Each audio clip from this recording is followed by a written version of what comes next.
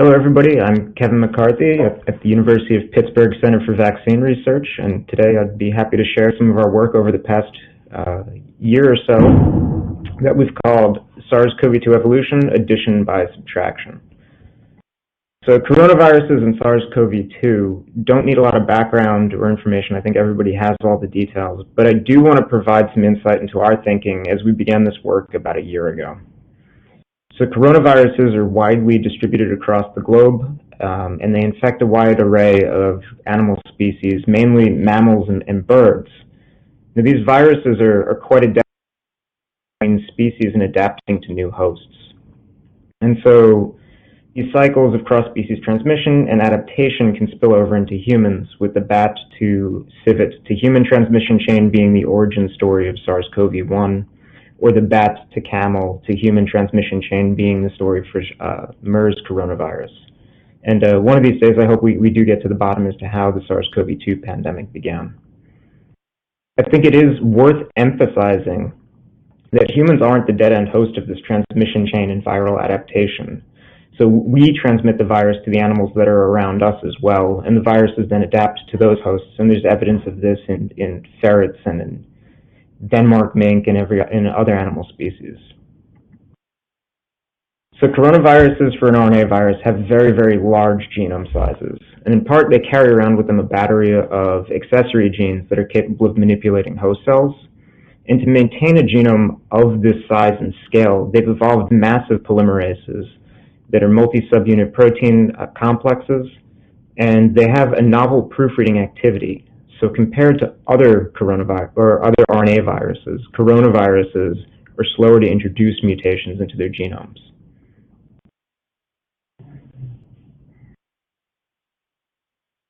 So the spike protein is had considerable focus put on it, despite the fact that it only makes up about 12% of the genome. And that's because it's the major antigen that's on the virion surface, and it's the only defined target of neutralizing antibodies.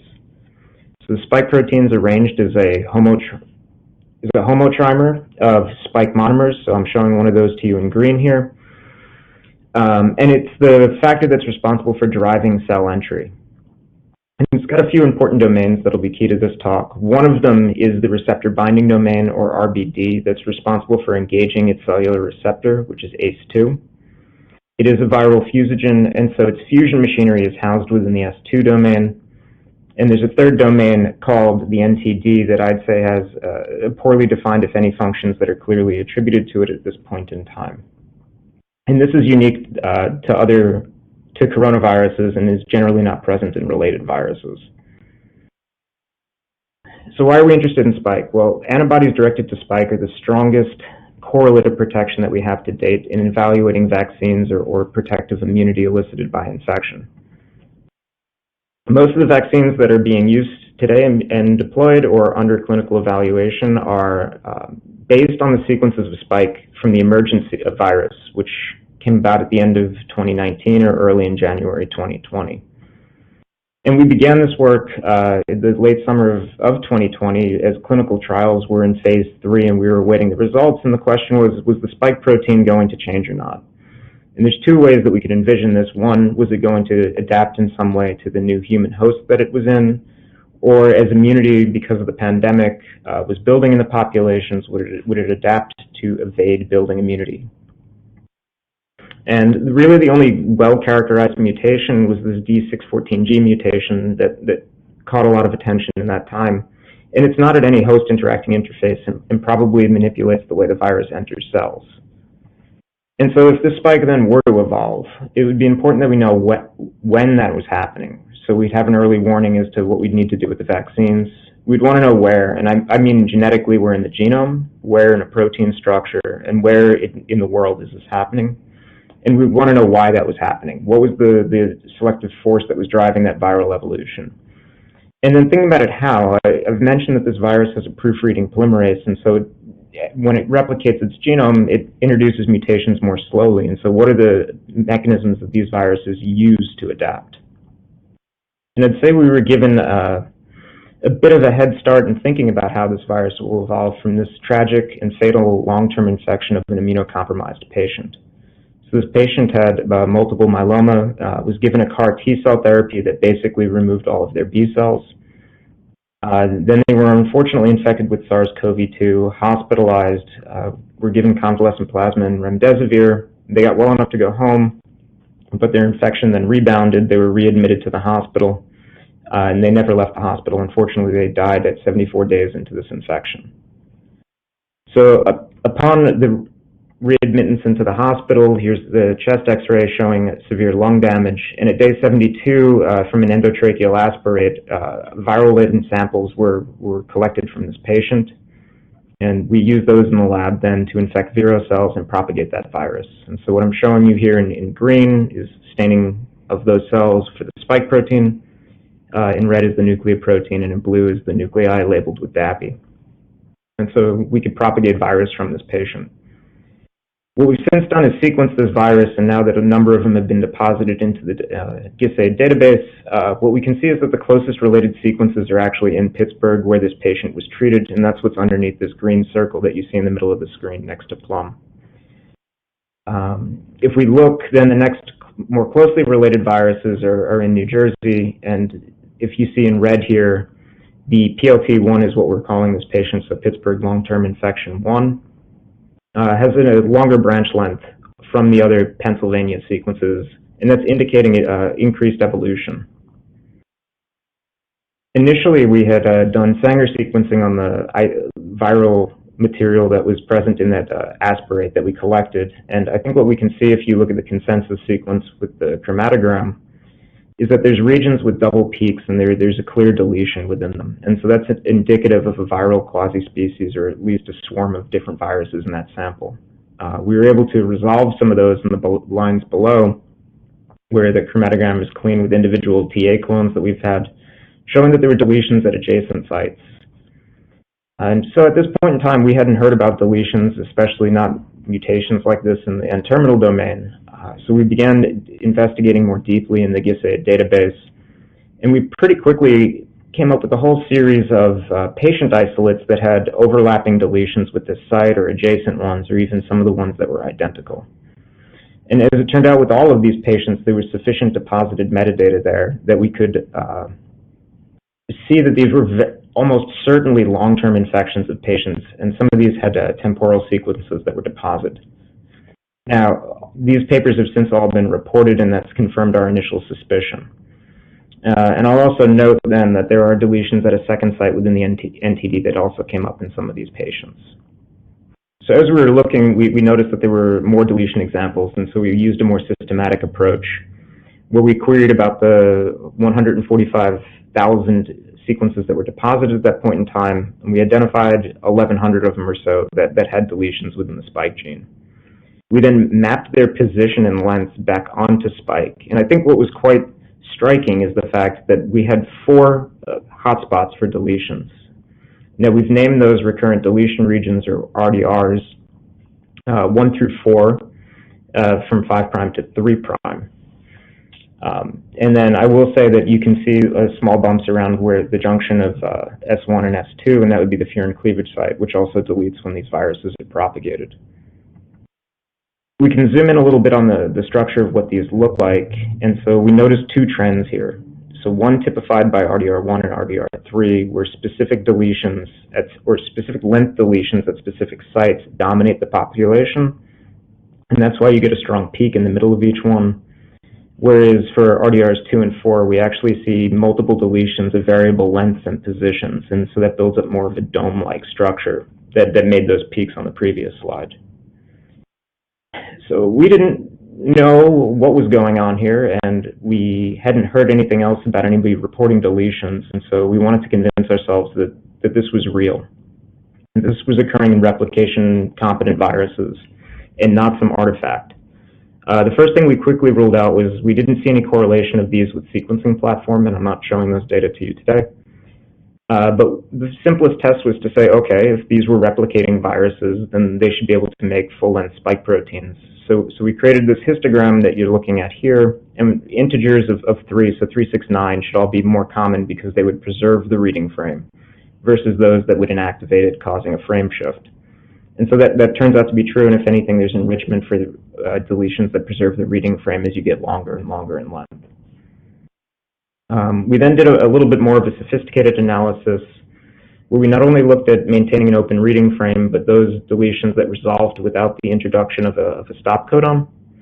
And so 2 out of every 3 deletions should alter the reading frame, and then a certain percentage of those should resolve with a stop codon. And instead, what we saw overall for the deletion variants that we identified, that about 90% of them maintained an open reading frame. And I think this was the first evidence that we had that this was real and occurring in the context of replication-competent viruses, and also that the selection was favoring these variants that we were observing.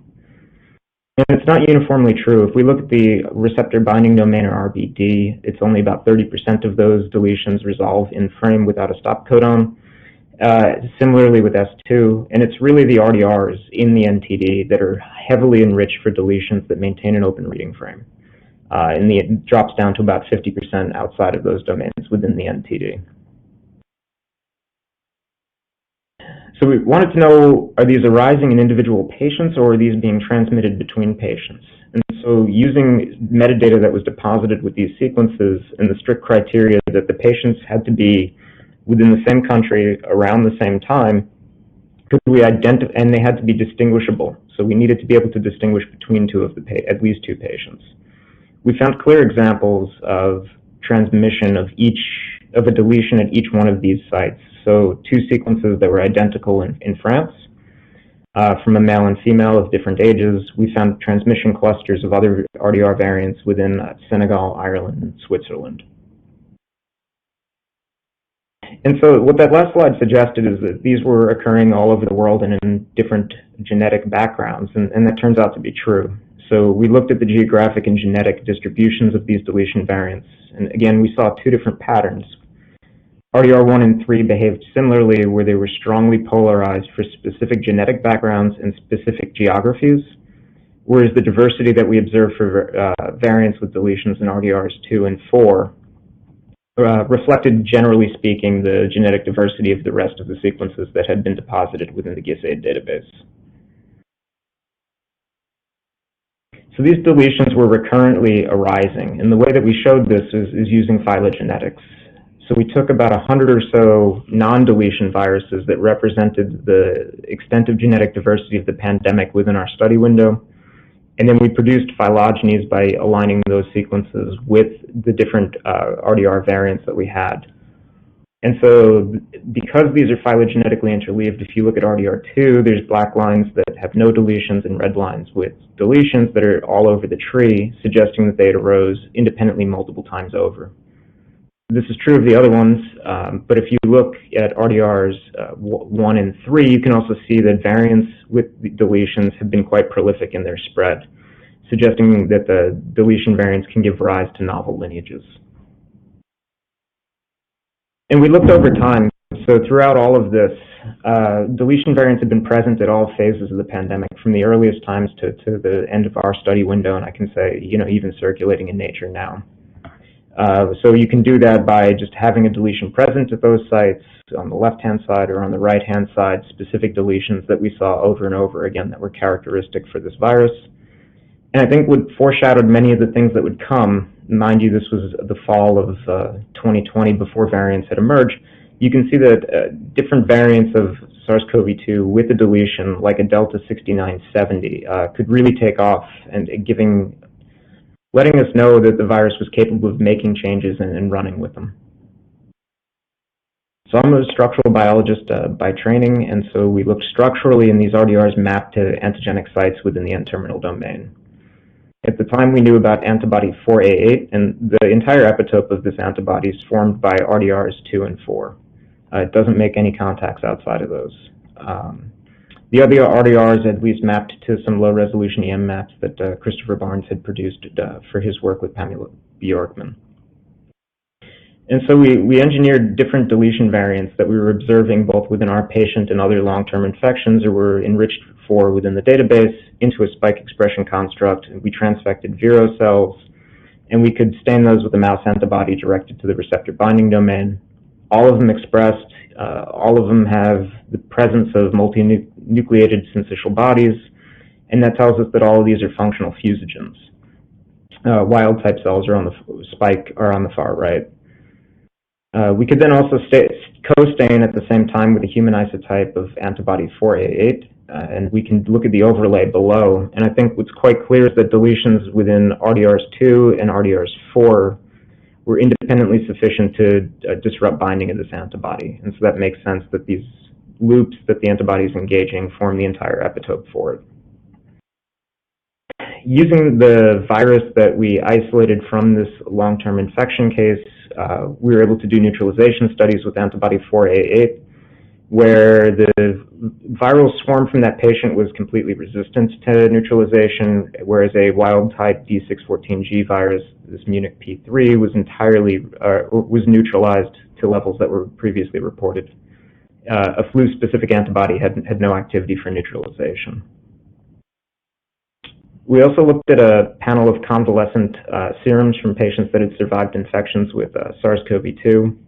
It's broken up because the serums had different potencies of neutralization, so we used similar dilutions with similar potencies of neutralization on the wild-type virus. And what we saw is that the mutations at this site were insufficient to fully resist neutralization by polyclonal sera. And so I think this was reassuring to us that one or a few mutations was insufficient to escape human immunity. So at the time, what we knew of is antibody 4A8 and another one, 4-8, that didn't have a full structure reported for it. What we now know, based on the work of a lot of different groups, is that that corresponds to the NTD supersite. So that pattern of evolution that we saw was within this superantigenic site that's now been resolved in structural detail.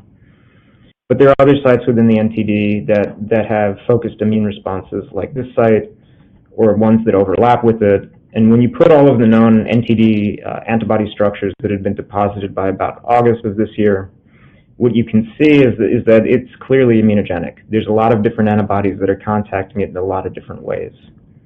And I think then it's not really surprising that we're observing the fact that the NTD is one of the more rapidly evolving domains, or is the most rapidly evolving domain in the entire spike protein. And so what I've talked about are these deletions. What I didn't talk about are that there are mutations that disrupt antibody binding. Glycans have moved around, so for instance, the P1 variant first identified in Brazil has an additional glycan that blocks some antibodies from binding. There are variants that circulate with insertions within the NTD, and even some of those have created new disulfide bonds between loops in the signal peptide. So because a deletion can alter multiple amino acids at the same time, and alter the structures of the spike protein that they form, it's not really that surprising then that a number of variants of concern or that have grabbed attention have incorporated deletions into their NTDs. And what I'd like to point out is by using our approach of looking at patterns of evolution that were recurrent before these variants were identified, we had already defined clear phenotypes for what a deletion in the RDR2, so a delta 144 or 145, or the deletion similar to the ones in the beta variant that was first identified in South Africa, so that beta 1.351. And so looking at the variation that viruses can acquire and transmit it between people allowed us to figure out quite readily genotypes and phenotypes for viruses as sequencing information became available. One thing I'd like to touch back on is the fact that thinking about this long-term infection that we characterized, there were two different viruses that we sequenced, one with the deletion at this 145 or 144 position, and then an adjacent position at 146. And those represent two roads that the virus took to achieving resistance to this 4A8 antibody. Not only that, when we look at this viral swarm that was isolated from this patient, the entirety of the swarm, or at least the vast majority of it, wasn't neutralized because we saw no neutralization activity by antibody 4A8. And in unpublished work, what we've looked at is a second long-term infection case of somebody who had a Hodgkin lymphoma. They were given an anti-CD19, which would eliminate most of the B cells. They were also infected for a long period of time with SARS-CoV-2, and they were treated with a monoclonal antibody from Lilly. So at right, I can show you what the structure of that antibody is. It's engaging the receptor binding domain. And in the sequencing that we've done, what we found are some viruses with this E44Q mutation, and so this is well described in the literature and was even found in the clinical trial. But we found a second set of viruses also within the patient that had this Q439K mutation paired with this serine 494 proline substitution. Both of these have also been described by others, but what it does represent is that the virus was taking multiple different pathways to resist a monoclonal antibody. And so while SARS-CoV-2 may be relatively slow to introduce mutations, it can readily overcome a focused antibody response. And I think that's an important lesson, is that just because it's slow to mutate its genome, it doesn't mean it's evolutionarily stagnant. And so this whole approach of using these minor variants to understand fundamental aspects about the virus and its evolution, I think, is quite powerful. And so what we've been doing since reporting this deletion story is studying cases where there's focused immunity and looking at transmitted variants and looking at the diversity that underlies those sites to figure out if this were to happen in the future in a lineage of concern, what's the consequence of that. And so we began this work with the receptor binding domain, or RBD, and I'm showing that to you in green. It's bound to its receptor ACE2, which is in white. And so one type of antibody response that's focused is to this class 4 epitope. Now, the reason why it's an interesting target is when you consider its conservation across sarbecoviruses. And so what I'm showing to you on a surface representation here is conservation, purple being the most conserved. And so the surfaces that these antibodies are engaging are conserved across all sarbecoviruses that have been reported to date. So looking at diversity at this site and looking for transmitted variants, we identified one transmission cluster involving 6 or 7 people in the United Kingdom. They all produced reasonable CT values that were detected at the time. And why this is interesting is because they harbored a deletion at that site. So 3 amino acids were missing within that epitope. When we look at a sequence alignment, we can see the deletion right here. The amino acids themselves are invariant. And what I'm showing in red then are individual mutations that are all synonymous, so they don't change the coding sequence at all. And so it looks like there's strong pressure to maintain that STF. You know, this class 4 epitope is really defined by prototypical antibody CR3022, which was actually isolated from a patient who survived SARS-CoV-1 infection. It's a non-neutralizing antibody, which has limited some of the characterization that we can do downstream of this. But what we could do is use a mouse version of antibody 4A8 to detect it, but we made wild-type expression vectors in those that have a deletion at this site. We could transfect cells. Both of them are fusogenic, as shown by this incision on the left-hand panel under 4A8. And we could then ask whether antibody CR3022 is capable of binding it and look at the overlay at the far right of that slide. And I think what's quite clear is that this deletion is sufficient to confer complete resistance to CR3022 binding. If we then look individually at the structures that I showed you at the beginning of this part of the talk, all of those that are shown in red make direct contacts with those residues that are conserved. And so based on structural examination, all of these antibodies would have their binding disrupted, or at least their KD is greatly increased by the presence of that deletion. And so what I'd like to end up on is just, thinking more broadly about the evolution of these viruses. So what we looked at are long-term infections where we were looking at what was going on with viral evolution, and that informed something about variants that would future circulate within nature. So what I'm showing you here is the RDR4 region with the B.1.351, which was first identified within South Africa. I mean, now we know that there's a lot more things going on here. There's mutations, there's insertions, there's other deletions that are occurring. And if we look more broadly across sarbecoviruses, this is a site that tolerates an extreme amount of genetic diversity. So the same patterns we're seeing in SARS-CoV-2 evolution were observed for multiple different bat and pangolin or human sarbecoviruses. There are other sites in Spike then that do the same thing, that are very tolerant of insertions, deletions, mutations, and iterating cycles thereof. And so the site that I'm showing you here is the furin cleavage site. And there's been a lot of discussion as to how the SARS-CoV-2 has a furin site and some other viruses related to it don't. But I'd like to make the point, and I don't have answers for how any of this came to be, is that if you look carefully enough, what I'm showing you under RDR4 is that just out of thin air, a similar RRXR motif could just be introduced by a random insertion. Right? There's 4 codons for glycine or alanine in the case of the natural one. There's 6 codons for arginine, and so these things will happen. Now, what I can say about the ones that we're looking at in RDR4, it doesn't appear to be processed as best we can tell, though reagents for that are a little bit limited. It didn't spread beyond a handful of people, and it's since gone extinct.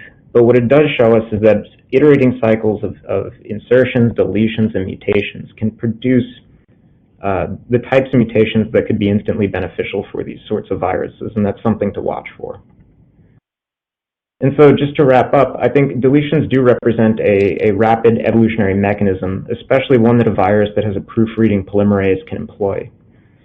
Again, you can't proofread a deletion because there's nothing to compare against. This clearly can alter the antigenicity of the spike glycoprotein, but we've also seen deletions come into play where there's recurrent deletion of specific residues within NSP6, which is in the polymerase, so that's been acquired in a number of variants of concern. And also anybody who's tried to grow this virus on vira cells for a long period of time, that the virus doesn't like its furin cleavage site in those cells, and so it usually deletes it rather than mutates it. What our work did shine light onto is the fact that the NTD is very immunogenic and rapidly evolving, right? It's this malleable domain that can tolerate an extreme amount of genetic diversity. And this is going to be problematic for antibodies that are directed to this domain, and how we think about vaccine design and displaying the types of proteins to the immune system that are invariant versus those that are highly variable. And I do think that there is value in looking at the tips of the phylogenetic trees and understanding what's the diversity that's being transmitted person to person, even at low levels, and what is that telling us about the mutability of the virus? Because if we've learned anything, it's that when the mutations that benefit this virus are usually recurrently then introduced, right? In the case of N501Y, that's happened multiple times over. Similarly with E4, E4K, similarly with the deletions again. And so because of the convergence of evolution of these viruses, looking at the complex series of changes that give genetic novelty, I think is quite informative. And so with that, I'd like to thank a lot of people who've contributed to this work, and their names will be up here on the slide. I'd like to thank all of you for paying attention, and I'll be answering questions by email and attending the session. So thank you very much.